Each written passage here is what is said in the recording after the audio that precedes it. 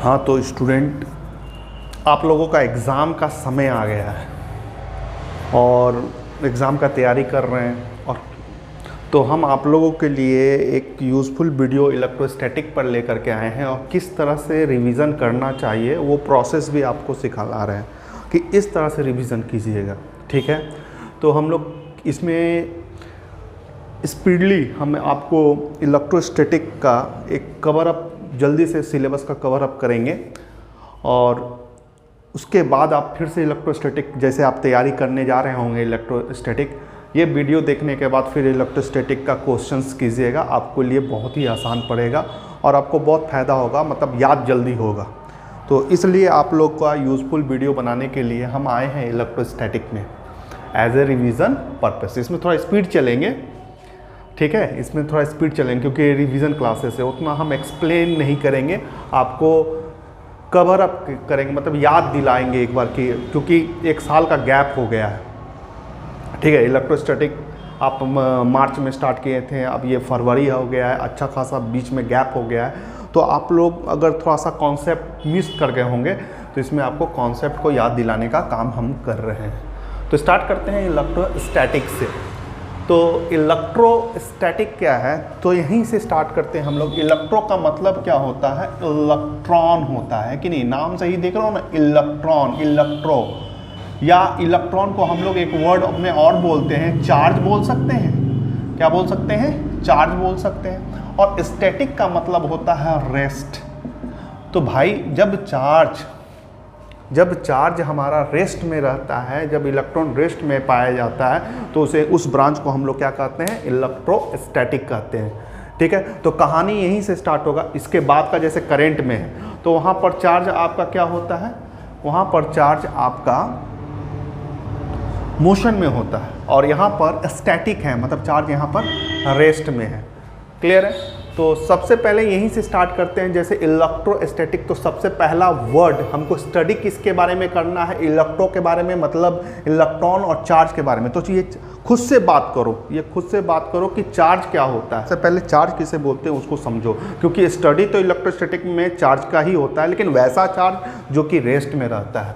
तो चार्ज क्या होता है, चार्ज हम सभी में, ठीक है ना, हम सभी में है। ऐसा यह इसलिए बोल सक रहे हैं क्योंकि हम लोग जानते हैं कि सभी कुछ एटम से बना हुआ, और एटम किससे बना हुआ, चार्ज से बना हुआ। इलेक्ट्रॉन, प्रोटॉन, हाँ उसमें एक हम मानते हैं कि एक अनचार्ज पार्टिकल भी होता है जिसका नाम न्यूट्रॉन है, लेकिन एटम इलेक्ट्रॉन और प्रोटॉन से भी बना हुआ है। तो सभी एटम, अगर एटम, ऐसे हम लोग जानते हैं कि सभी मैटर क्या चीज़ से बना हुआ है, एटम से बना हुआ है। ठीक है, तो सभी में हम लोग बोल सकते हैं कि चार्ज भी है, क्योंकि एटम किससे बना हुआ है, इलेक्ट्रॉन और प्रोटॉन से आपका बना हुआ है, और न्यूट्रॉन से भी बना हुआ है, जो कि चार्ज नहीं कहलाता है। ठीक है, तो चार्ज होता क्या है, चार्ज क्या होता है, चार्ज के बारे में आप डेफिनेशन क्या बोल सकते हैं। चार्ज एक इनहेरेंट प्रॉपर्टी है, इंटरनल प्रॉपर्टी सभी बॉडी का, सभी का है, इंटरनल प्रॉपर्टी है, जिसके चलते आपका इलेक्ट्रिक और मैग्नेटिक प्रॉपर्टी आप में पाया जाता है। ठीक है, क्लियर है? ये इलेक्ट्रिक और मैग्नेटिक प्रॉपर्टी जो होता है किस वजह से होता है, क्योंकि उस बॉडी में चार्ज होता है। तो चार्ज होने के चलते इलेक्ट्रिक और मैग्नेटिक प्रॉपर्टी हमको देखने को मिलता है। तो चार्ज एक इंटरनल प्रॉपर्टी है किसी भी बॉडी का, जिसके वजह से हम लोग मैग्नेटिक और इलेक्ट्रिक प्रॉपर्टी देखने को मिलता है। तो ये हुआ चार्ज का डेफिनेशन। आगे बढ़ते हैं। ठीक है, चार्ज ऐसे इलेक्ट्रॉन बोलो, ठीक है, या प्रोटॉन बोलो। इलेक्ट्रॉन को -e, प्रोटॉन को +e। एक प्रोटॉन में कितना चार्ज होता है, या एक इलेक्ट्रॉन में 1.6 × 10⁻⁻19 कूलम होता है, और एक प्रोटॉन में 1.6 × 10⁻⁻19 कूलम होता है। तो एक इलेक्ट्रॉन में कितना चार्ज होता है, तो बाबू इतना चार्ज होता है। प्रोटॉन हो चाहे इलेक्ट्रॉन हो, चार्ज का संख्या सेम होता है। हाँ, माना कि मास अलग अलग है। ठीक है, आगे बढ़े। तो इसमें सबसे जो इम्पोर्टेंट प्रॉपर्टी है जिसका नाम है क्वांटाइजेशन ऑफ चार्ज। ऐसे तो चार्ज का बहुत सारा प्रॉपर्टी है, लेकिन इसमें जो सबसे ज़्यादा इंपॉर्टेंट, जो एग्जाम पॉइंट ऑफ व्यू से जो सबसे ज़्यादा इंपॉर्टेंट है, वो है क्वांटाइजेशन ऑफ चार्ज। अच्छा, ये प्रॉपर्टी होता क्या है, तो Q equal two plus minus NE यहाँ पर किया जाता है। ठीक है, देखो ऐसे हम बता क्या रहे हैं कि सभी बॉडी में चार्ज होता है, ये मार्कर में भी अपना एक चार्ज है, अमाउंट ऑफ चार्ज है। ठीक है, सभी बॉडी में एक चार्ज होता है। तो ये चार्ज कितना होता है, इससे क्या निकाला जा सकता है, एकदम निकाला जा सकता है। इसे फाइंड आउट करने के लिए आपको ये फार्मूला का मदद लेना पड़ता है। ये फार्मूला यही बताता है कि किसी भी बॉडी में कितना चार्ज है, उसको निकालने के लिए एन क्या है, आपको सबसे पहले खोजना पड़ता है कि उस बॉडी में नंबर ऑफ प्रोटॉन या नंबर ऑफ इलेक्ट्रॉन्स कितना है। और ई क्या है, ई है कि एक इलेक्ट्रॉन या एक प्रोटॉन पर चार्ज कितना होता है। ऐसे इसीलिए हमने यहाँ पर आपको लिखाया हुआ है कि 1.6 × 10⁻⁻19 कूलम होता है। तो इस प्रॉपर्टी, इसको समझाने के लिए और अच्छा से हम आपको समझाने के लिए, इसमें जैसे हम लोग रदरफोर्ड में देखे थे कि गोल्ड फॉइल का उन्होंने एक्सपेरिमेंट किया था। तो अगर उसी का अगर क्वेश्चन में अगर जैसे इलेक्ट्रोस्टैटिक फोर्स अगर निकालना पड़ता तो हम लोग कैसे निकालते हैं। जैसे एक न्यूक्लियस है, ये ऑर्बिट है, सपोज कर लो यहाँ एक इलेक्ट्रॉन चार्ज है, एक इलेक्ट्रॉन है और ये न्यूक्लियस है। तो यहाँ Q2 का वैल्यू लिखना E चलेगा, एक इलेक्ट्रॉन है, E वैल्यू। यहाँ का चार्ज तुम Q1 का बता सकते हो क्या है, वहाँ पर लिख सकते हो, क्योंकि न्यूक्लियस में अगर गोल्ड का बात कर रहे हैं तो उसमें कितना नंबर ऑफ प्रोटॉन है ये कौन डिसाइड करता है, एटॉमिक नंबर डिसाइड करता है। तो एटॉमिक नंबर गोल्ड का कितना है, 79 है। कितना है, 79 है। कहने का मतलब इस न्यूक्लियस में 79 प्रोटॉन्स है। तो इसके चलते चार्ज कितना होगा, इसको खोजने के लिए आप क्या यूज कीजिएगा, Ne। n के जगह पर आप कितना लिखिएगा, 79 इंटू और E का वैल्यू 1.6 × 10⁻⁻19 कूलम। चूंकि यहाँ पर हम बात कर रहे हैं प्रोटॉन का, इसलिए प्लस में रहेगा। और यही Q2 का वैल्यू अगर कितना होगा, चूंकि यहाँ पर बात कर रहे हैं इलेक्ट्रॉन का, 1 × 10⁻⁻19 कूलम एक इलेक्ट्रॉन पर चार्ज होगा। ठीक है, तो चार्ज को कैसे निकाला जाता है, Q इक्वल टू NE। और एक इसमें सबसे बड़ा जो प्रॉपर्टी होता है कि चार्ज को आप तोड़ नहीं सकते, ब्रेक नहीं कर सकते हैं। ठीक है ना, जैसे हमने बोला इस न्यूक्लियस में कितना प्रोटॉन होगा, तो हमने बोला 79 होगा। ऐसा नहीं बोल सकते हैं कि इसमें 79.5 होगा। अरे भाई, वो बहुत छोटा पार्टिकल, उसका ब्रेकअप नहीं होता, वो टूट करके नहीं होता है, वो पॉइंट और डेसिमल में नहीं आता है। तो कभी कभी क्वेश्चन इस तरह से भी दे दिया जाता है कि तुमको कोई चार्ज का वैल्यू दे दे, जैसे 5 × 10⁻16 कूलम ऐसा दे दे। ठीक है, और इसको देने के बाद वो बोल दे कि क्या ये पॉसिबल है, ये चार्ज है या नहीं है, ये सही चार्ज है या नहीं है। तो इसको चेक करना, ये आपको क्या दिया है, Q का वैल्यू दिया हुआ है। तो Q, ठीक है, इक्वल टू NE। तो N इक्वल टू Q/E करके नंबर ऑफ प्रोटॉन्स पता किया जा सकता है या नंबर ऑफ इलेक्ट्रॉन्स पता किया जा सकता है। अगर ये N डेसिमल में आ गया, मान लो इसको डिवाइड करने पर तुम्हारा समथिंग 1.25 या 2.5 ऐसे करके डेसिमल में आ जाता है, तो ये पॉसिबल ही नहीं है। इसका क्या मतलब है, N का मतलब क्या होता है, नंबर ऑफ प्रोटॉन या नंबर ऑफ इलेक्ट्रॉन होता है।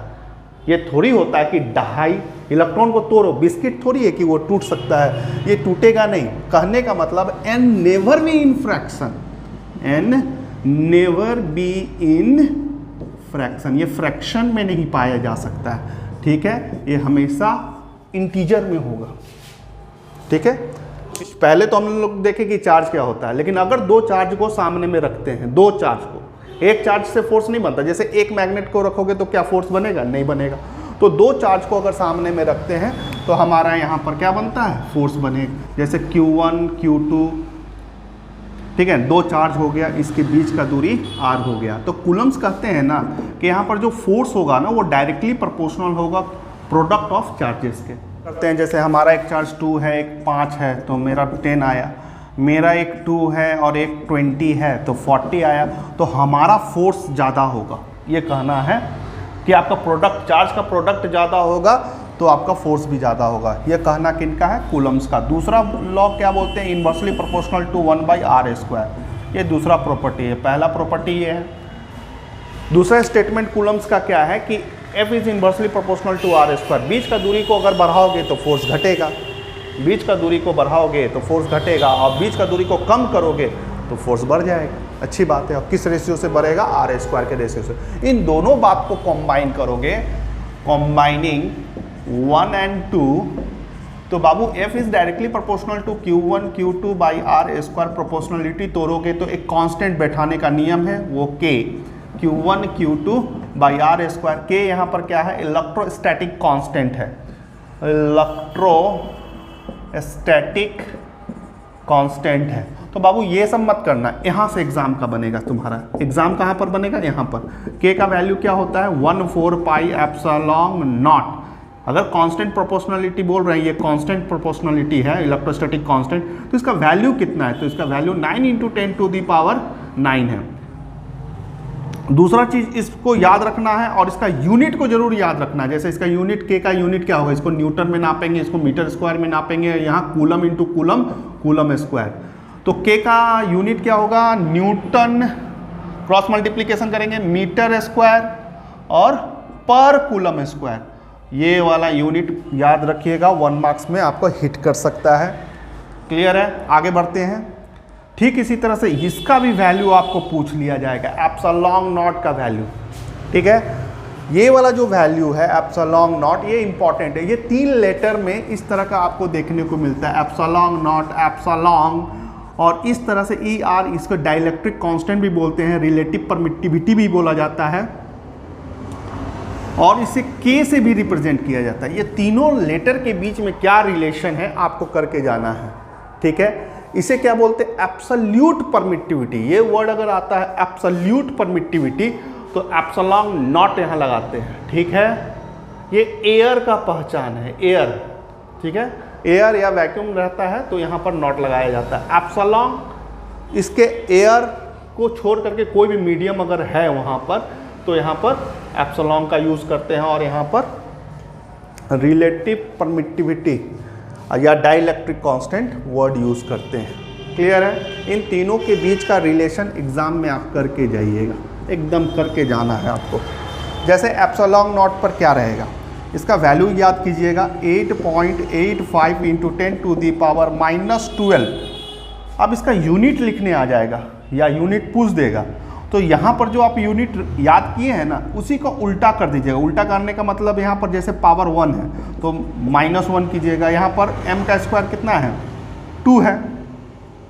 ठीक है, तो यहाँ पर -2 कीजिएगा, यहाँ पर -2 है तो +2 कीजिएगा, आपका यूनिट आ जाएगा।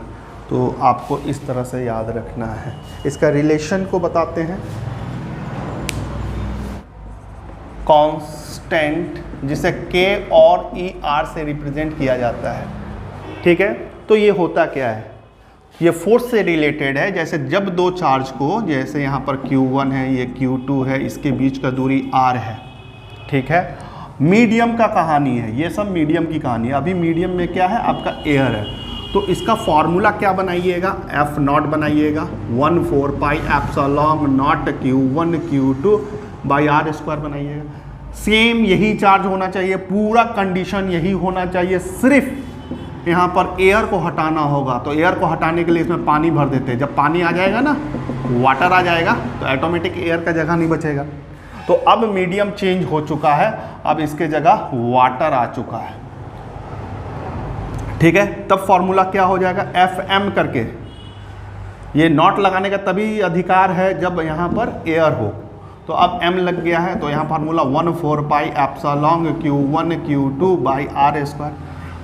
अब इसके रेशियो को, इस जो यहाँ पर 1 और 2 जो कंडीशन से हमने फोर्स निकाला है ना बाबू, इन दोनों का फोर्स का जो रेशियो निकालते हैं ना, उसी को हम लोग डाइलेक्ट्रिक कांस्टेंट या ER से रिप्रेजेंट करते हैं। ठीक है, क्लियर है? तो रेशियो चलो निकाल देते हैं। रेशियो का मतलब क्या होता है? डिवाइड होता है। देखो ये कट गया। ठीक है, बहुत कुछ कट रहा है।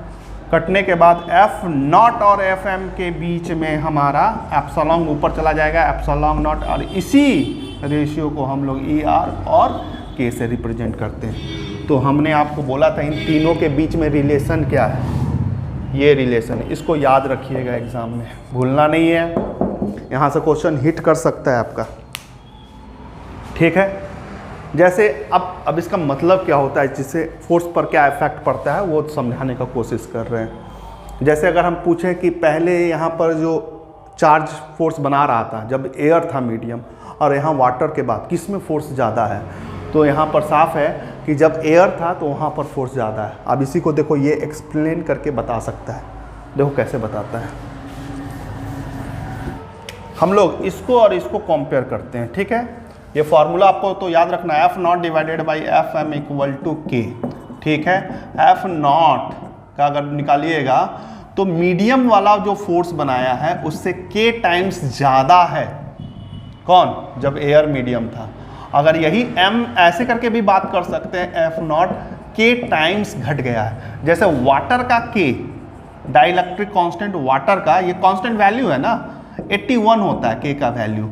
तो अब यहाँ पर फोर्स कितना कम हो गया है पहले से, 81 टाइम्स डिवाइडेड कर देंगे, ठीक है। लेकिन फोर्स से रिलेटेड एक क्वेश्चन को और आपको दिमाग में रखना है जिसका नाम है Coulomb's law in vector form. बच्चा को यहाँ कॉन्सेप्ट में दिक्कत हो जाता है, इसके पीछे रीज़न 11th क्लास है, क्योंकि उसको वेक्टर का नॉलेज कम है, ठीक है। वेक्टर का मिसिंग है, इसलिए उसको Coulomb's law in vector form में दिक्कत होता है। तो चलिए जल्दी से वो भी करते हैं। वेक्टर फॉर्म, ठीक है। जब इसका बात आए ना, तो सपोज कर लो दो चार्ज हैं यहाँ पर, एक चार्ज Q1 है, एक चार्ज यहाँ पर तुम्हारा Q2 है, ठीक है। जब वेक्टर फॉर्म आए तो यहाँ पर हमको कोऑर्डिनेट का सिस्टम लेना पड़ेगा, x और y। तो बाबू ये तुमको लेना इसलिए पड़ेगा क्योंकि इसके बिना इसका पोजीशन का पता नहीं चलेगा। तो ये जो निकाल रहे हैं ये हमारा क्या है, पोजीशन वेक्टर है। क्या है? Position vector. ओरिजिन से ये कितने दूरी पर है, पहला काम ये हुआ। तो ये आपका पोजीशन वेक्टर है। तो इन दोनों चार्ज का बीच का दूरी को क्या बोलते हैं, डिस्प्लेसमेंट वेक्टर बोलते हैं। डिस्प्लेसमेंट वेक्टर बोला जाता है। ये सब क्लास 11th में। तो डिस्प्लेसमेंट वेक्टर यहाँ से लेकर के यहाँ तक का दूरी, यहाँ से लेकर के यहाँ तक का दूरी क्या है, डिस्प्लेसमेंट वेक्टर में कैसे रिप्रेजेंट करोगे, इस तरह से कर सकते हो। और इसका लिखने का तरीका है 1 से लेकर के 2 तक का दूरी, ठीक है। ये डिस्प्लेसमेंट वेक्टर हुआ। यहाँ से लेकर के यहाँ तक का दूरी क्या है, विथ डायरेक्शन के साथ। तो R2 से लेकर के 1 तक का दूरी क्या है, ये आपका डिस्प्लेसमेंट वेक्टर होता है। क्लियर है। दूसरा चीज़, अगर मान लो दोनों चार्ज आपका पॉजिटिव है तो यहाँ रिपल्सन हो रहा है। क्या हो रहा है, रिपल्सन होगा, ठीक है। तो ये फोर्स किसकी वजह से है, F1 को फोर्स कौन लगा रहा है, F1 को 2 लगा रहा है, और इसको कौन फोर्स लगा रहा है, 2 को 1 लगा रहा है। तो थोड़ा सा ये डायग्राम बनेगा पोजीशन वेक्टर में, क्योंकि पोजीशन वेक्टर और उससे पहले वाला जो फोर्स पढ़ा है इन दोनों में, उसमें मैग्नीट्यूड के सेंस में पढ़ा है। इसमें डायरेक्शन को एक्सप्रेस करना जरूरी है कि डिस्प्लेसमेंट वेक्टर फोर्स का डायरेक्शन किधर है, रिपल्सन हो रहा है, तो ये किसके वजह से हो रहा है, ये किसके वजह से हो रहा है, इसको लिखने का एक पैटर्न है, ठीक है। और ज़्यादा कुछ नहीं है। जैसे मान लीजिए अगर हम F12 को निकालना चाहते हैं, इस फोर्स को निकालना चाहते हैं, ठीक है। तो वेक्टर को लिखने का तरीका क्या है, वेक्टर होता क्या है, वेक्टर बस इतना होता है, मैग्नीट्यूड इनटू डायरेक्शन बताना पड़ता है। और डायरेक्शन कैसे बताते हो, यूनिट वेक्टर से बतलाते हो, यूनिट वेक्टर, ठीक है। तो मैग्नीट्यूड तो आता ही था हमको। मैग्नीट्यूड क्या था, 1/4 pi epsilon naught Q1 Q2 by R²। लो ये तो मैग्नीट्यूड है। बस अब क्या चाहिए तुमको, डायरेक्शन चाहिए। तो इस फोर्स का डायरेक्शन किधर है, इस फोर्स का डायरेक्शन चेक करने का तरीका दिखा रहा है। ये फोर्स को देखो, देखो इधर है। अब इसके तरफ जाने वाला, इसके तरफ जाने वाला, देखो इसके तरफ जाने वाला तीर को पकड़ोगे, जैसे ये तीर इधर है, तो पोजीशन वेक्टर देखो इधर ही जा रहा है। ये नहीं, ये इसके अपोजिट जा रहा है। तो F12 का डायरेक्शन किधर है, R21 के तरफ, R21 के तरफ, दैट इज डायरेक्शन। तो ये इसका यूनिट वेक्टर हो गया, मतलब डायरेक्शन हो गया। तो ये बाबू मैग्नीट्यूड हुआ और ये डायरेक्शन हुआ, बस और कुछ नहीं। ऐसे ही करके अगर मान लो F21 का लिखना है तो यहाँ पर क्या होगा, वही 1/4 pi epsilon naught Q1 Q2 by R²। अब इसका डायरेक्शन, इस फोर्स का डायरेक्शन ये रिप्रेजेंट कर रहा है R12 रिप्रेजेंट कर रहा है। ठीक है, बस यही है, क्लियर है। तो इससे एक न्यूटन्स थर्ड लॉ हम लोगों को देखने को मिल रहा है। जैसे कैसे, तो वेक्टर में आपको एक चीज़ टीचर लोग सिखाए होंगे कि आप R12 को पलट सकते हैं, 2-1 कर सकते हैं, बशर्ते आपको यहाँ पर माइनस लगाना होगा। ये प्रॉपर्टी आपको यहाँ पर किसी एक में फॉलो करना है।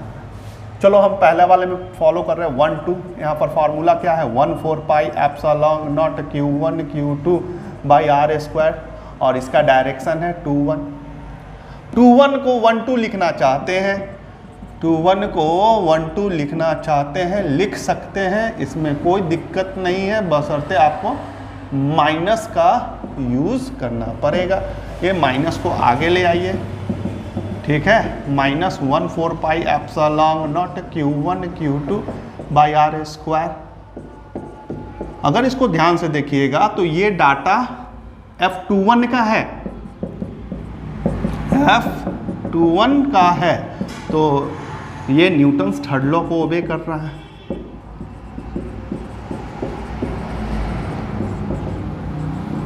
ओबे, अगर ये क्वेश्चन आता है कि न्यूटन्स थर्ड लॉ को ओबे कीजिए तो ये कर सकते हैं आप।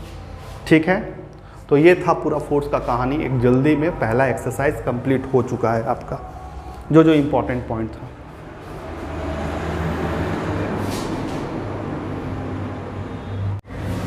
चलिए अब हम लोग दूसरा एक्सरसाइज में आते हैं, जिसका नाम है इलेक्ट्रिक फील्ड फोर्स। और जहाँ से पहला एक्सरसाइज जहाँ से छोड़िएगा वहीं से स्टार्ट कीजिएगा। कहने का मतलब एक जो टॉपिक है दूसरे टॉपिक से लिंकअप होता है। जैसे फोर्स, तो सबसे पहला लाइन जैसे ही दूसरा इलेक्ट्रिक फील्ड स्टार्ट करते हैं ना एक्सरसाइज, तो ये वर्ड से स्टार्ट कीजिएगा, what is the relation between electrostatic force and electrostatic field. इन दोनों के बीच में संबंध क्या है। ठीक है, तो सबसे पहले यही आप लिखें, क्लियर है यहाँ तक। तो यहाँ से स्टार्ट कीजिएगा। इन दोनों के बीच में रिलेशन पाया जाता है E = F/Q0। ये फार्मूला आपके लिए इंपॉर्टेंट है। यहाँ पर क्या जानकारी मिल रहा है, E is a vector quantity, force is a vector quantity, और यहाँ पर जो चार्ज लिखा जा रहा है वो टेस्टेड चार्ज है, टेस्टेड चार्ज है। दो तरह का चार्ज आपको देखने को मिलेगा, एक सोर्स चार्ज होता है, सोर्स चार्ज Q1 Q2 इस तरह से लिखा जाता है, जिसका फील्ड होता है। माना जाता है या यहाँ पर लेना पड़ता है हम लोगों को कि टेस्टेड चार्ज का जो फील्ड होता है मात्र 1 कूलम 1 होता है। 1 इसका चार्ज का वैल्यू, इसका मैग्नीट्यूड क्या होता है, 1 होता है। ठीक है, तो टेस्टेड चार्ज क्या है, टेस्टेड चार्ज एक ऐसा चार्ज है जो दूसरे सोर्स चार्ज का फील्ड कितना है उसको निकालने के लिए वो मदद करता है। कहना यह चाहते हैं कि जहाँ पर भी एक चार्ज के चलते, कहीं पर भी एक चार्ज हो, 2 चार्ज हो, 3 चार्ज हो, कभी भी अगर आपको फील्ड चेक करना है, फील्ड निकालना है, तो उसके सामने आपको टेस्टेड चार्ज जिस पॉइंट पर निकालना है बैठाना पड़ेगा, और उसका वैल्यू क्या होगा, 1 कूलम होगा। ठीक है, टेस्टेड चार्ज का हमेशा वैल्यू 1 कूलम होता है। सोर्स चार्ज का कुछ भी हो सकता है, 2 होगा, 5 होगा, 10 होगा, कुछ भी होगा। ठीक है, तो ये चीज़ आपको सीखने को मिला। अब electric field is a vector quantity, और यहाँ पर फोर्स भी वेक्टर क्वांटिटी है। इन दोनों के बीच में आपको क्या डायरेक्शन के बारे में सेंस मिलता है कि फोर्स का जिधर भी डायरेक्शन होगा सेम डायरेक्शन फील्ड का भी होगा। Direction of field, direction of E and F का सेम होता है। क्या होगा, दोनों सेम होगा। जैसे यहाँ समझाने के लिए हम ये बोल रहे हैं, जैसे यहाँ पर एक सोर्स चार्ज है Q, यहाँ पर एक टेस्टेड चार्ज है Q0, A P पॉइंट पर बैठा है। अब इन दोनों के बीच में फील्ड का डायरेक्शन आपको खोजना है। क्या खोजना है, फील्ड का डायरेक्शन खोजना है। तो पहले फोर्स का डायरेक्शन खोज लो भाई, कि यहाँ पर तो ये कमजोर चार्ज है, यहाँ पर रिपल्सन होगा, तो रिपल्सन होगा तो इसका फोर्स का डायरेक्शन किधर है, इधर है, तो फील्ड का भी डायरेक्शन इधर ही है। अगर मान लो यहाँ -Q सोर्स चार्ज है A पॉइंट पर, और P पॉइंट पर यहाँ टेस्टेड चार्ज है, तो यहाँ ये खींचेगा, अट्रैक्ट करेगा, तो फोर्स का डायरेक्शन ये हुआ, तो इलेक्ट्रिक फील्ड का भी डायरेक्शन चेंज हो जाएगा, इधर हो जाएगा। तो ये चीज़ बताना चाहते हैं डायरेक्शन के बारे में, कि direction of electric field and force का सेम होता है। अगर आपको इलेक्ट्रिक फील्ड का डायरेक्शन निकालना है तो सबसे पहले फोर्स का डायरेक्शन निकालिए, जिधर फोर्स का डायरेक्शन होगा उधर ही इलेक्ट्रिक फील्ड का डायरेक्शन होगा। ठीक है। सबसे पहला इसमें जो डेरिवेशन करने जा रहे हैं, electric field intensity due to single charge. एक चार्ज का इलेक्ट्रिक, देखो एक चार्ज का फोर्स नहीं होता, लेकिन एक चार्ज का अपना एक फील्ड हो सकता है, ठीक है ना। तो एक चार्ज का फील्ड कितना होता है वो निकालने जा रहे हैं। तो अगला जो टॉपिक है, इसके बाद आप लोग हेडिंग लिखिएगा, electric field intensity due to a point charge या single charge. Electric field intensity due to a point charge, एक पॉइंट चार्ज के चलते, ठीक है। तो सपोज कर लो एक चार्ज यहाँ है, ये सोर्स चार्ज है, Q है। अब हम यहाँ पर बोल दे कि बाबू हमको इस जगह हमको इलेक्ट्रिक फील्ड कितना है ये बताओ। कोई तुमसे यहाँ P1, कोई यहाँ पर भी पूछ सकता है, P2 पर पूछ सकता है, कोई और यहाँ पर P3 पर पूछ सकता है।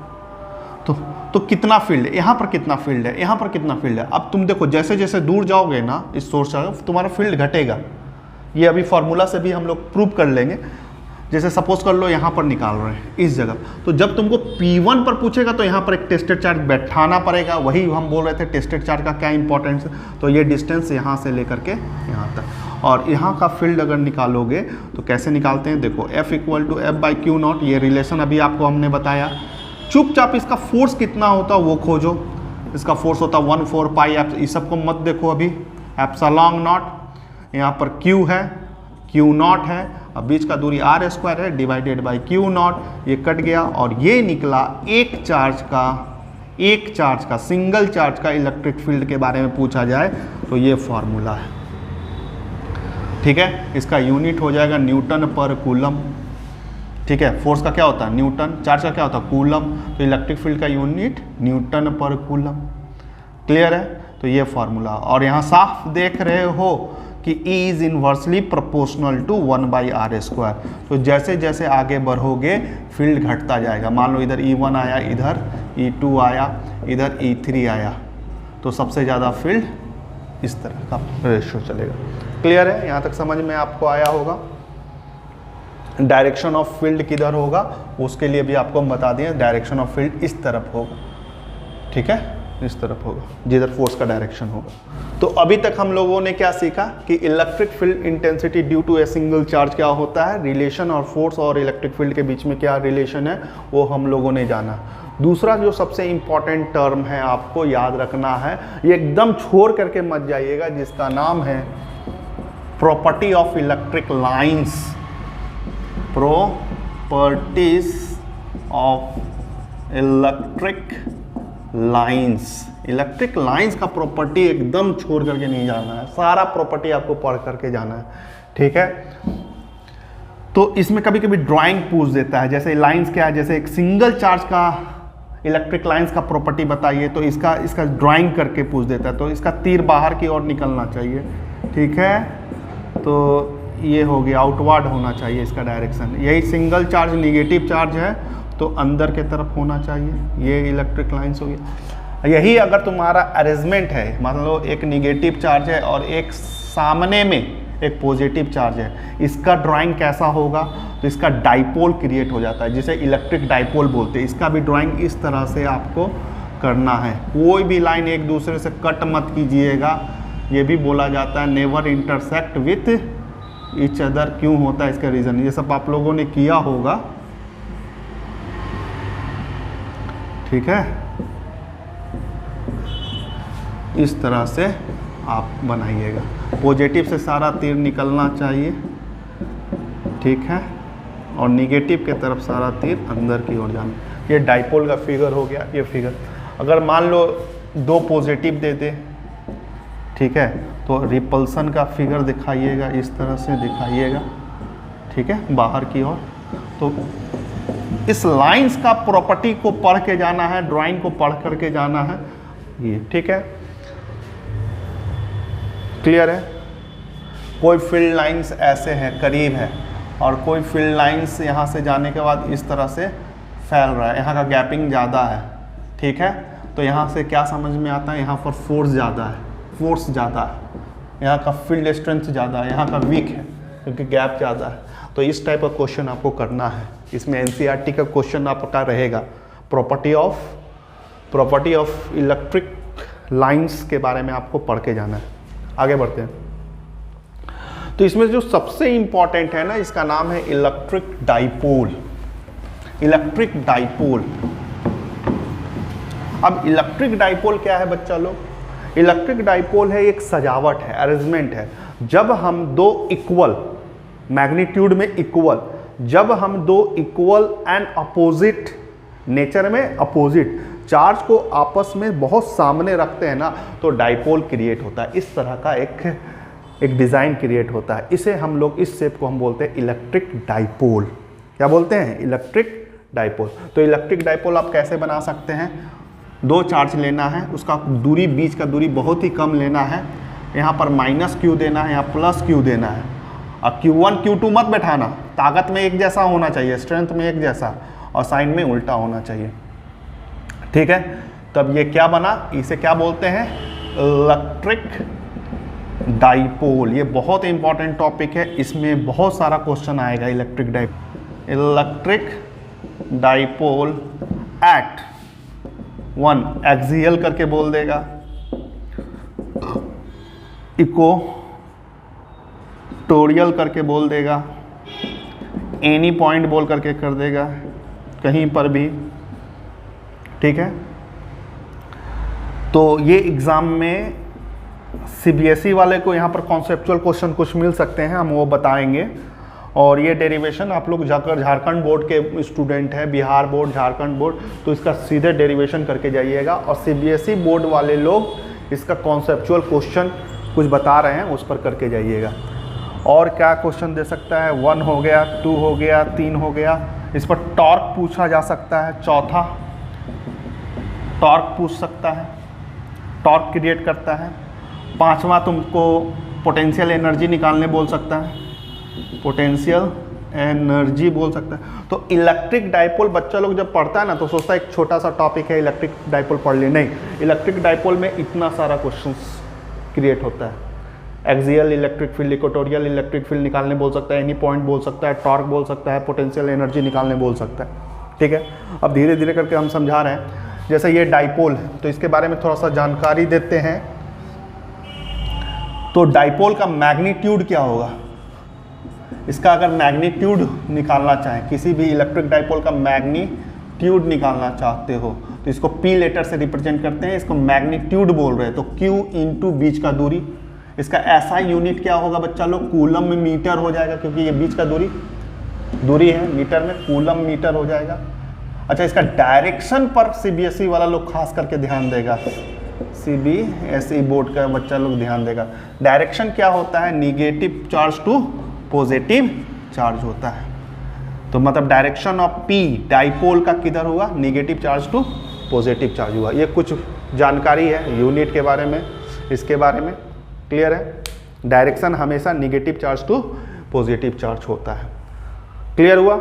अब देखो, एक्सियल, इक्वेटोरियल, एनी पॉइंट का मतलब क्या है? यहाँ पर कैसे इलेक्ट्रिक फील्ड निकालने बोल सकता है? आपको इलेक्ट्रिक फील्ड यहाँ पर निकालने बोल सकता है। इसको फिगर रफ करने दीजिए।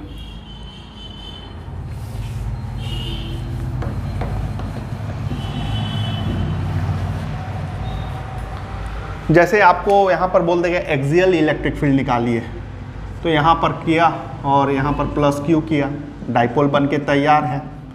तुमको बोल देगा कि यहाँ पर जब इसके सीधे में जब इलेक्ट्रिक फील्ड निकालते हो ना, तो उसे हम एक्सियल बोलते हैं। क्या बोलते हैं? एक्सियल पॉइंट बोलते हैं। एक्सियल पॉइंट पर निकालिए, तो यहाँ पर आपको क्या बैठाना होगा? टेस्टेड चार्ज बैठाना होगा। ठीक है, और एक एक करके आपको सोचना होगा। यहाँ और यहाँ के बारे में सोचिए, ठीक है, और यहाँ से मिड पॉइंट को O मानिए, ओरिजिन मानिए, और यहाँ से लेकर के यहाँ तक का दूरी को कुछ मान लीजिए R। ठीक है, R। तो इस चार्ज से इस चार्ज की दूरी कितना हुआ बताओ? तो R प्लस A हुआ, क्योंकि यहाँ से यहाँ तक A, यहाँ से यहाँ तक A, क्योंकि टोटल दूरी कितना है? 2A है। और इस चार्ज से इस चार्ज तक की दूरी कितना हुआ बाबू लोग? R minus A, R minus A। तो ये डिस्टेंस इसमें है और कुछ करने के लायक नहीं है। अब देखो डायरेक्शन, जब इस चार्ज को देख रहे हो, -q को देख रहे हो, तो -q और यहाँ पर जो चार्ज है ये एक पॉजिटिव है, ये पॉजिटिव है और ये निगेटिव है, तो इलेक्ट्रिक फील्ड इसके चलते E1 किधर बनेगा, इधर बनेगा, ठीक है, अट्रैक्शन। और इसके बीच में देखोगे, इन दोनों के बीच में अगर देखो तो रिपल्सन होगा, E2 होगा। खुद डिसाइड करो कि कहाँ का इलेक्ट्रिक फील्ड ज़्यादा होगा, E1 ज़्यादा होगा कि E2 ज़्यादा होगा।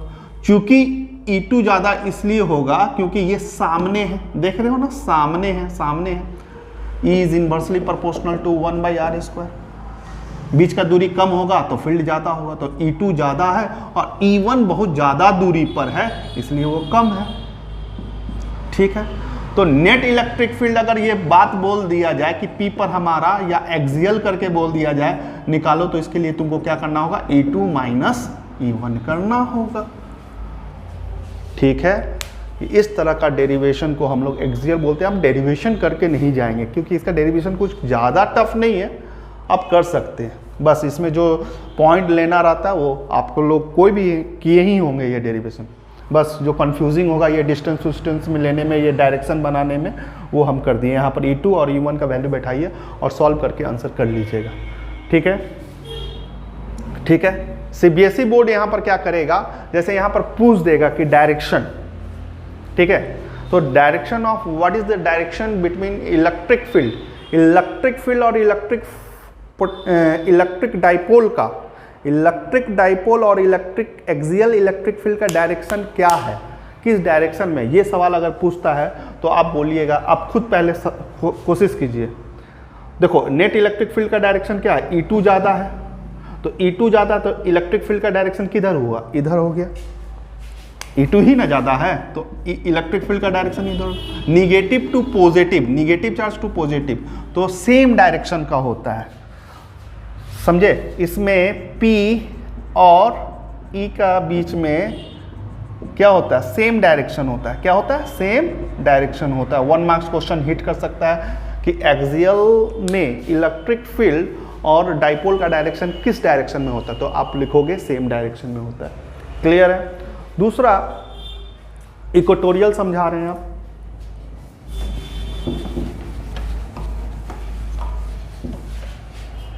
इक्वेटोरियल किसे बोलते हैं, इक्वेटोरियल में फिर वही सजावट करते हैं हम लोग, डाइपोल बनाते हैं, -q +q, mid point O लेते हैं, या A पॉइंट B पॉइंट नाम लिख दो, यहाँ A, यहाँ पर भी A, इस बार यहाँ पर बीच में निकालते हैं। तो यहाँ पर निकालने के लिए हमको इस जगह पर टेस्टेड चार्ज बैठाना पड़ता है। मान लो ये पॉइंट का नाम कुछ रख दीजिए, M रख दीजिए।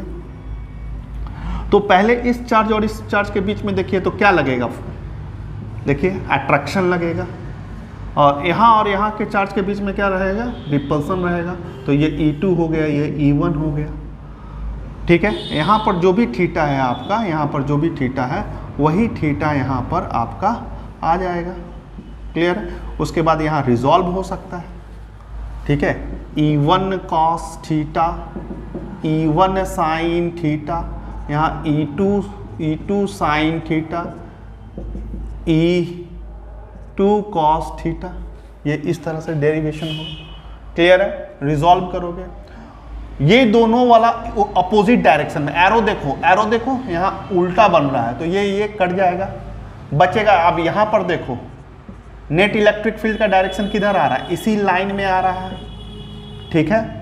तो electric field, electric dipole, equatorial में का डायरेक्शन किधर है, इलेक्ट्रिक फील्ड का डायरेक्शन किधर, इधर है, और निगेटिव टू पॉजिटिव ये डाइपोल का डायरेक्शन है। CBSE वाला लोग याद रखेगा, अगर डाइपोल में, इक्वेटोरियल में पूछता है कि इलेक्ट्रिक फील्ड और डाइपोल के बीच का डायरेक्शन किधर है, तो 180 डिग्री में रहेगा, मतलब अपोजिट डायरेक्शन रहेगा, ठीक है, अपोजिट डायरेक्शन रहेगा, क्लियर है। यहां समझ में आया।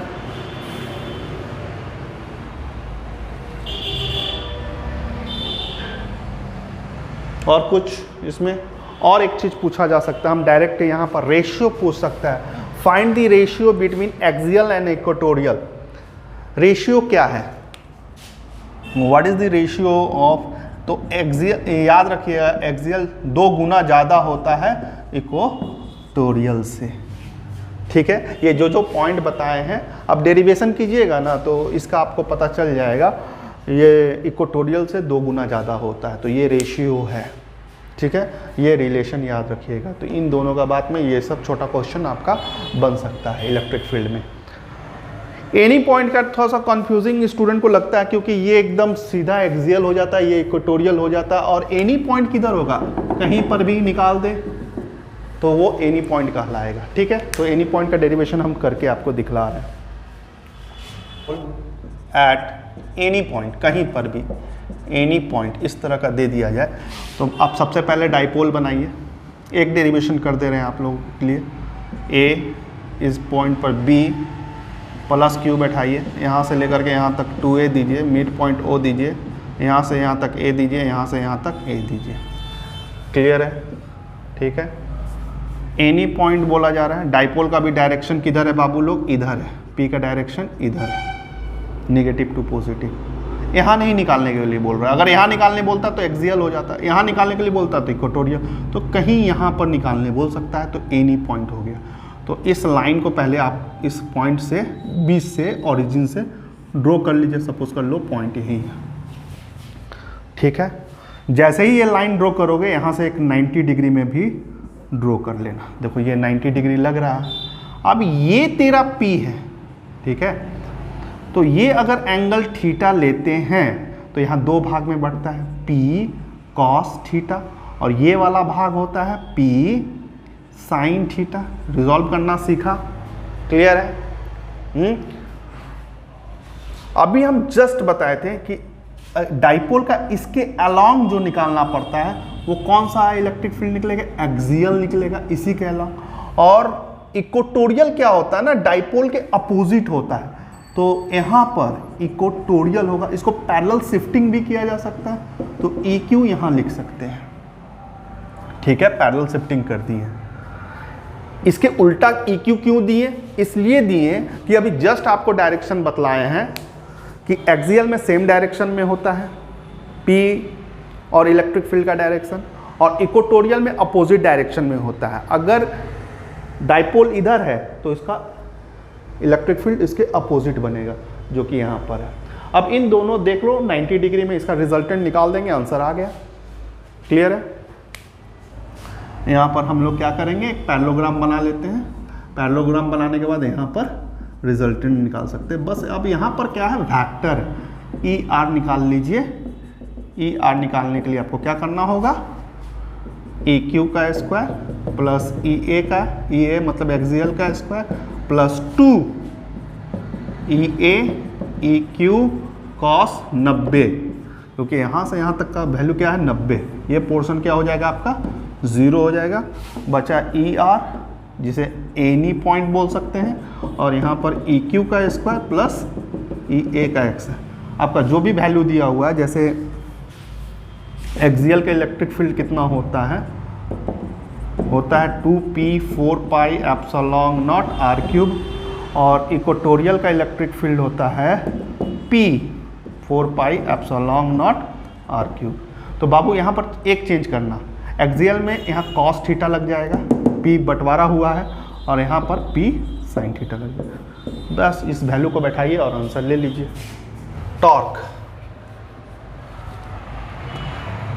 टॉर्क के बारे में आप लोग जानते हैं, 11th क्लास से जानते हैं। टॉर्क होता क्या है, रोटेशनल मोशन का ये टॉपिक होता है, ठीक है। कोई भी चीज़ अगर इस तरह से रोटेट करते हो, फोर्स इनटू परपेंडिकुलर डिस्टेंस लगाते हो, तो वो रोटेट जो करता है, ठीक है, तो उसे हम लोग टॉर्क बोलते हैं। टॉर्क एक तरह का फिजिकल, अगर इसका फिजिकल मीनिंग देखा जाए तो वो फोर्स है। जैसे फोर्स लीनियर मोशन में यूज़ किया जाता है, रोटेशनल मोशन में उसी तरह से टॉर्क बोला जाता है। जो अपने एक्सिस पर कोई अगर घूम रहा है तो उसके पीछे टॉर्क जरूर लगा होगा, ठीक है। कोई भी बॉडी अगर एक्सिस पर रोटेट करता है, जैसे ये रोटेट करेगा, तो यहाँ पर टॉर्क लगेगा, ठीक है। और टॉर्क के बारे में और क्या जानते हैं आप लोग, टॉर्क होता क्या है, ये बनता कैसे है, इसको बनाने के लिए आपको फोर्स चाहिए और परपेंडिकुलर डिस्टेंस चाहिए, ये कंडीशन है, इसके बिना आपको टॉर्क नहीं मिलेगा। तो ये 11th क्लास का टॉपिक, रोटेशनल मोशन का टॉपिक यहाँ क्या कर रहा है इलेक्ट्रोस्टैटिक में। तो हम लोग डाइपोल में, ये जो डाइपोल से भी टॉर्क को प्रोड्यूस किया जा सकता है। अगर हम लोग देखो टॉर्क कैसे प्रोड्यूस होगा, जब अगर हम लोग यूनिफॉर्म इलेक्ट्रिक फील्ड में, हम कैसा वर्ड यूज़ कर रहे हैं, यूनिफॉर्म इलेक्ट्रिक फील्ड में अगर इलेक्ट्रिक डाइपोल को प्लेस्ड करते हैं ना, इलेक्ट्रिक डाइपोल को प्लेस्ड करते हैं तो वहाँ एक्सपीरियंस होगा टॉर्क का। कहना क्या चाहते हैं, यूनिफॉर्म इलेक्ट्रिक फील्ड देखो पहले, यूनिफॉर्म इलेक्ट्रिक फील्ड में देने का नियम क्या है कि गैप एक जैसा दोगे, तो ये यूनिफॉर्म इलेक्ट्रिक फील्ड हो गया। इसमें प्लेस्ड करो, किसको प्लेस्ड करो, डाइपोल को प्लेस्ड करो। डाइपोल क्या है, -q + q, और यहाँ से यहाँ तक का दूरी ये तुम्हारा क्या है, 2a डिस्टेंस है, ठीक है, 2a यहाँ से यहाँ तक का आपका डिस्टेंस है। बहुत अच्छा। डाइपोल का डायरेक्शन किधर है, इसी तरफ, negative to positive. Electric field कैसे होगा, positive to negative. Electric field कैसे क्रिएट करते हैं, इस तरह से क्रिएट करते हैं। याद रखिएगा मोशन ऑफ चार्ज पार्टिकल के बारे में कि अगर चार्ज पॉजिटिव चार्ज पार्टिकल को भेजेंगे ना तो in the direction of electric field में इसका मोशन होगा, ठीक है। पॉजिटिव चार्ज पार्टिकल है तो इन दी डायरेक्शन ऑफ, जिधर इलेक्ट्रिक फील्ड का डायरेक्शन है उधर ही। अगर यहाँ निगेटिव चार्ज पार्टिकल को लिया जाए तो इसके अपोजिट मोशन होगा, ठीक है। अगर प्लेट इस तरह से है, ठीक है, अगर प्लेट इस तरह से है, मान लो ये पॉजिटिव है प्लेट है और ये आपका निगेटिव प्लेट है, और चार्ज पार्टिकल इस तरह से मूव कर रहा है पॉजिटिव, ठीक है, यहाँ तक तो सीधा जाएगा, फिर ये पैराबोलिक लेगा। अगर यही निगेटिव चार्ज पार्टिकल है, ठीक है, तो स्ट्रेट जाएगा, लेकिन इसके बाद ये पैराबोलिक पाथ लेगा। तो इस तरह का मोशन होता है, इस मोशन, ठीक है, तो ये मोशन होता है। तो यहाँ पर हमको क्या देखने को मिला कि अगर ये पॉजिटिव चार्ज पार्टिकल है तो इसका डायरेक्शन ऑफ इलेक्ट्रिक फील्ड के तरफ ही फोर्स लगेगा। वो फोर्स कितना लगेगा, F = QE। और इधर भी, और ये निगेटिव चार्ज पार्टिकल है, इसका डायरेक्शन ऑफ फोर्स किधर लगेगा, F = QE, इस अपोजिट डायरेक्शन में। निगेटिव चार्ज पार्टिकल है, क्यों ऐसा लग रहा है, क्योंकि निगेटिव चार्ज पार्टिकल है। यहाँ तक हुआ। फोर्स एक वेक्टर क्वांटिटी है, इसको पैरेलल शिफ्टिंग करके देखोगे ना तो ये फोर्स कैसे बन रहा है, यूनिफॉर्म इलेक्ट्रिक फील्ड है और चार्ज है, तो बाबू यहाँ पर जो मैग्नीट्यूड फोर्स का यहाँ पर बन रहा है वो यहाँ पर भी बन रहा है, और अपोजिट डायरेक्शन में बन रहा है। जैसे एक फोर्स यहाँ बन रहा है और एक फोर्स यहाँ बन रहा है, अगर इन दोनों को अलाइनमेंट अगर सेम पैरेलल शिफ्टिंग करके लाओगे तो 10 न्यूटन इधर भी बन जाएगा, 10 न्यूटन इधर भी बन जाएगा, और ये कट के 0 हो जाएगा। पहला जो सबसे ज़्यादा इंपॉर्टेंट है, याद रखना, जब भी आप इलेक्ट्रिक डाइपोल को यूनिफॉर्म इलेक्ट्रिक फील्ड में प्लेस करते हैं और क्वेश्चन आता है कि नेट फोर्स कितना होगा जब यूनिफॉर्म इलेक्ट्रिक फील्ड में डाइपोल को प्लेस करेंगे, किसी भी पोजीशन पर ये 0 ही होगा। ये याद रखना पहला चीज। मोशन भी याद रखना है कि चार्ज पॉजिटिव चार्ज पार्टिकल का मोशन किधर होता है, किस तरह का मोशन है, ये आपका छोटा मोटा चीज़ है। पहला जो इंपॉर्टेंट चीज़ है कि नेट फोर्स आपका 0 होता है, ठीक है। तो टॉर्क चाहिए आपको बच्चा, टॉर्क का फॉर्मूला क्या है, फोर्स इनटू परपेंडिकुलर डिस्टेंस है। अच्छी बात है। तो टॉर्क फोर्स कितना है, QE है। परपेंडिकुलर डिस्टेंस क्या है, क्या परपेंडिकुलर डिस्टेंस ये है 2a है, नहीं है। क्यों नहीं है, क्योंकि अगर यहाँ से लाइन अगर क्रिएट करते हैं ना तो ये थीटा आता है, ये तो कहीं से भी 90 डिग्री नहीं लग रहा है, तो इसको रिजॉल्व करना पड़ता है। देखो यहाँ से रिजॉल्व, तो इसको भाग को रिजॉल्व करेंगे तो 2a cos थीटा हो जाएगा, और ये वाला पार्ट, ये वाला लाइन हो जाएगा 2a sin थीटा। अब तुम डिसाइड करो, इसके साथ अगर पीछे लाइन ऑफ एक्शन को पीछे ला करके देखो तो देखो ये 90 डिग्री में आ रहा है, ये 90 डिग्री में आ रहा है, तो ये वाला लाइन के साथ ये भी फोर्स और ये भी फोर्स, दोनों 90 डिग्री में लग रहा है। लेकिन इसके साथ तो ये यहाँ पर 180 और ये 0 डिग्री में लग रहा है। कहने का मतलब यहाँ पर परपेंडिकुलर डिस्टेंस है कौन, 2a नहीं, 2a cos थीटा नहीं, 2a sin थीटा, हाँ यही 2a sin theta perpendicular distance है। Q इंटू 2a क्या होता है, आपका P होता है, जिसे इलेक्ट्रिक डाइपोल बोलते हैं। Torque equal to PE sin theta, ठीक है। ये एक वेक्टर क्वांटिटी है टॉर्क, P क्रॉस। तो यहाँ तक तो नॉर्मल आपका डेरिवेशन हो चुका है, बहुत इजी तरीके से। सवाल क्या पूछेगा, सवाल यहाँ पर सबसे ज़्यादा स्पेशल केस का एक पूछा जाता है, इक्विलिब्रियम पर सवाल पूछा जाता है। ठीक है। इक्विलिब्रियम किसे बोलते हैं पहले वो समझ लो। फोर्स में इक्विलिब्रियम, मैकेनिक्स में इक्विलिब्रियम किसे बोला जाता है? मैकेनिक्स में इक्विलिब्रियम उसे बोला जाता है जहां पर नेट फोर्स, जितना भी फोर्स होगा अगर वो जीरो हो रहा है तो उसे इक्विलिब्रियम बोला जाता है। लेकिन इस केस में नेट फोर्स या नेट टॉर्क जहां जीरो होगा वो इक्विलिब्रियम का सिचुएशन। लेकिन इक्विलिब्रियम दो तरह का होता है, ये एग्जाम में याद रखना। एक स्टेबल इक्विलिब्रियम, स्टेबल इक्विलिब्रियम, और एक होता है unstable equilibrium. Unstable equilibrium, stable equilibrium क्या होता है इस चीज को समझने के लिए आप सपोज कर लो इस तरह से एक बॉल यहां रखा हुआ, एक बॉल यहां रखा हुआ, ठीक है। इस बॉल को अगर आप डिस्प्लेस करते हो ना, इस बॉल को अगर डिस्प्लेस करते हो, ये भी अभी इक्विलिब्रियम में है क्योंकि रेस्ट में है, और यहां पर भी इक्विलिब्रियम में है। लेकिन अगर इसको डिस्प्लेस करते हो, या फोर्स इधर लगाओ या इधर लगाओ, डिस्प्लेस करते हो तो फिर अपने से इस जगह पर नहीं आ पाएगा, ये अपने से इस जगह पर फिर दोबारा नहीं आ पाएगा। तो यहाँ इक्विलिब्रियम जरूर है, लेकिन ये किस कैटेगरी का है? अनस्टेबल इक्विलिब्रियम है। लेकिन यही फोर्स इधर लगाओ चाहे ये फोर्स इधर लगाओ, तुमको ये इनिशियल पोजीशन पर आने के लिए तुमसे पूछेगा नहीं, ये खुद से कर लेगा। तो ये किस डिपार्टमेंट का है? स्टेबल इक्विलिब्रियम है। फोर्स इधर लगाओ, बॉल आएगा इधर, फिर ऑसिलेट होकर के यहीं रुकेगा, या यहाँ ले जाओ ये ऑसिलेट होकर के यहीं, तो इसे हम लोग क्या बोलते हैं? Stable equilibrium. ठीक यही चीज यहाँ पर आपको देखने को मिलेगा। सबसे पहला बात किया जाए कि इसमें इक्विलिब्रियम कहाँ होता है, तो ये स्पेशल केस में आपको याद रखना है।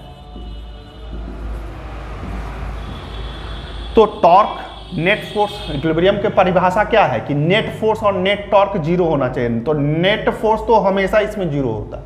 अब नेट टॉर्क का बात करते हैं, तो टॉर्क का फॉर्मूला हुआ PE साइन थीटा। तो भैया साइन थीटा तो दो बार जीरो हो सकता है, एक बार थीटा 0 डिग्री में, एक बार थीटा 180 डिग्री में, क्योंकि साइन 0 डिग्री यहाँ पर क्या आएगा? 0 आएगा, और साइन 180 डिग्री भी क्या आएगा? 0 ही आएगा। लेकिन सवाल यहीं पर नहीं रुकेगा। यहाँ पर अगर आप थीटा इक्वल टू 0 डिग्री देते हैं तो इक्विलिब्रियम तो पहुँच गया। क्यों पहुँच गया? देखो टॉर्क आपका क्या हो जाएगा? PE साइन 0 डिग्री, तो यहाँ पर हो गया 0, तो नेट टॉर्क आपका क्या मिला? 0 मिल गया।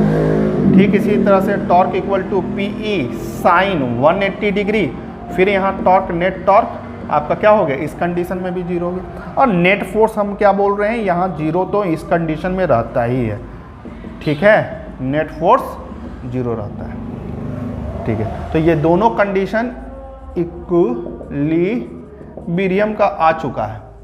लेकिन कौन सा स्टेबल है, ये सवाल तुमसे पूछ देगा। ये वाला स्टेबल है कि ये वाला स्टेबल है? इक्विलिब्रियम दोनों है, स्टेबल कौन है? इस चीज का पता कैसे चले? देखो जैसे यहां पर अगर फिगर बना करके देखोगे ना, फिगर बना करके देखोगे, अलग से यहां पर फिगर बना दे रहे हैं, इसी सेम टाइप का फिगर यहां पर बनेगा।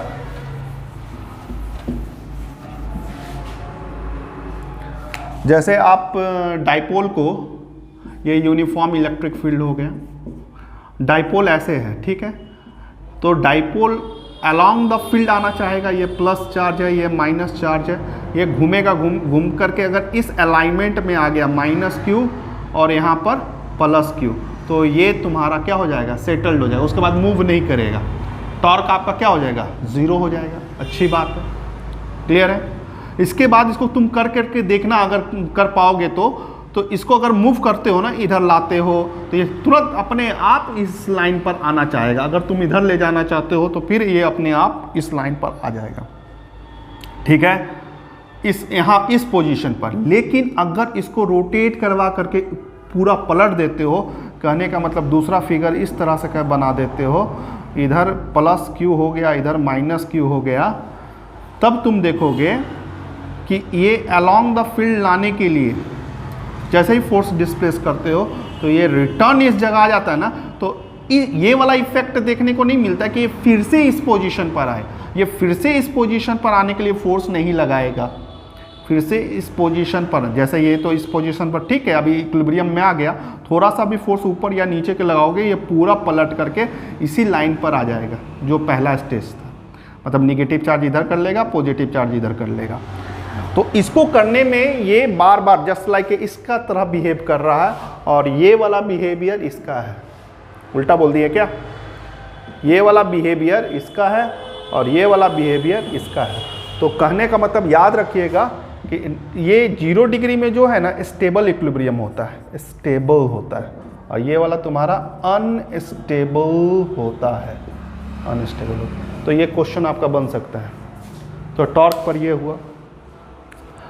तो डाइपोल का ये कहानी है। डाइपोल पर एक क्वेश्चन और इसी से रिलेटेड आपको दे देगा। डाइपोल में इलेक्ट्रिक पोटेंशियल निकालने के लिए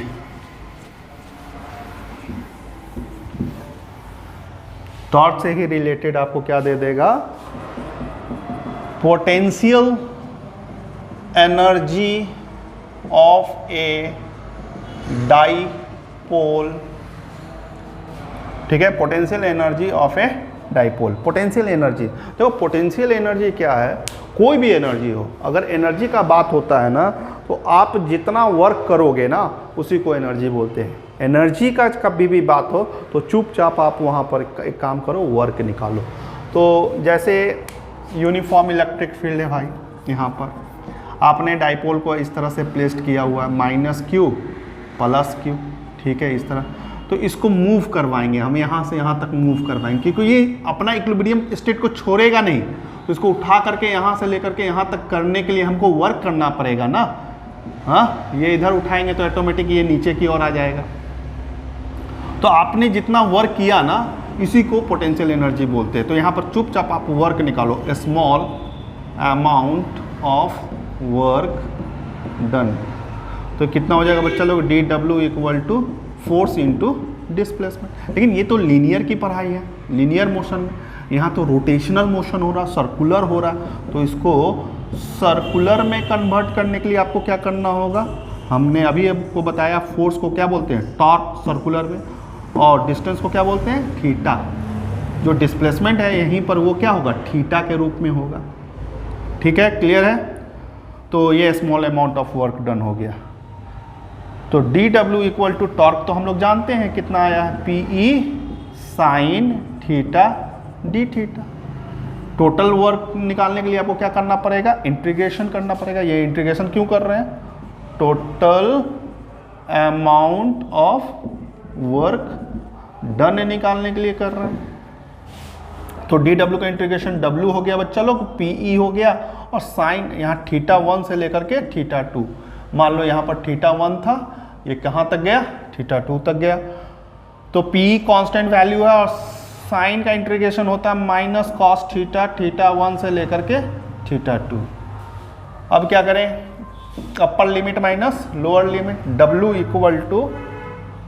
equal to PE minus cos θ2 प्लस कॉस θ1। ये जो आपका आया है, इसी को, ये जो वर्क आया है, यही आपका पोटेंशियल एनर्जी है। पोटेंशियल एनर्जी को हमेशा चेंज में लिखना चाहिए, चेंज में। ठीक है, फाइनल माइनस इनिशियल। तो ये आपका चेंजिंग पोटेंशियल एनर्जी आ गया। क्लियर है? Electric field intensity due to charged circular ring. मान लो इस तरह का एक रिंग है, और यहाँ पर आपको इसके चलते इलेक्ट्रिक फील्ड निकालने के लिए बोल दिया जाए यहाँ पर। ठीक है, P पॉइंट पर यहाँ पर टेस्टेड चार्ज बैठाना होगा आपको। यहाँ x है, ये रेडियस को r मान लीजिए, यहाँ से कट कीजिए, यहाँ से कट कीजिए, यहाँ का dq उतना ही चार्ज यहाँ पर dq। इस छोटे से चार्ज के चलते यहाँ पर, और इस छोटे से चार्ज के चलते यहाँ पर आपका कितना इलेक्ट्रिक फील्ड बना है?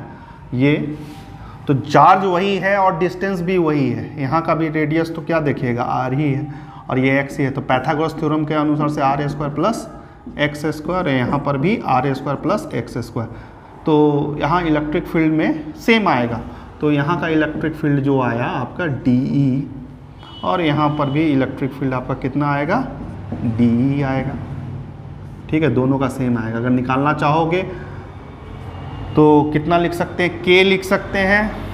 ठीक है, के इस छोटा सा चार्ज सिंगल चार्ज जैसा समझ रहे हैं, तो वहाँ का डी क्यू और उसका बीच का दूरी क्या है तुम्हारा, root under R square plus X square, ये आपका आएगा। ठीक है, यही वैल्यू यहाँ पर भी होगा, के होगा, डी क्यू होगा, R square plus X square होगा। ठीक है, इसको अगर यहाँ थीटा कोण लेते हो, थीटा, तो इसको भी यहाँ पर वर्टिकल अपोजिट से थीटा कर सकते हो। रिजॉल्व करोगे तो यहाँ डी ई साइन थीटा हो जाएगा और यहाँ पर भी डी ई साइन थीटा हो जाएगा और यहाँ पर डी कॉस थीटा हो जाएगा और यह भी डी कॉस थीटा हो जाएगा। बहुत सिंपल है, ये पोर्शन आपका कट जाएगा। डी इसका total electric field at P point, total electric field at P point पर निकालना चाहते हो तो डी ई कॉस थीटा का हम लोगों को इंटीग्रेशन कर देना होगा, तब जाकर के टोटल इलेक्ट्रिक फील्ड निकल जाएगा। तो डी ई है कितना, के है, डी क्यू है, R square plus X square है, कॉस थीटा को क्या लिख सकते हो, B by H, right angle triangle है। तो बी कितना है, बी मतलब बेस एक्स है, एच कितना है, root under R square plus X square है और यहाँ इंटीग्रेशन का साइन है। इसी को सॉल्व कर दो बच्चा लोग। तो ई पी पर यहाँ पर जो कांस्टेंट है, K R square plus X square का 3/2 कांस्टेंट है, बाहर निकल जाएगा, एक्स भी कांस्टेंट है और अंदर में बचेगा सिर्फ डी क्यू का इंटीग्रेशन क्यू, टोटल चार्ज मान लो क्यू है। तो यहाँ पर के x Q R square plus X square का 3/2, ये रिंग का इलेक्ट्रिक फील्ड आ जाएगा। अगर आता है तो छोटा सा डेरिवेशन है, कर सकते हैं। Okay, thank you.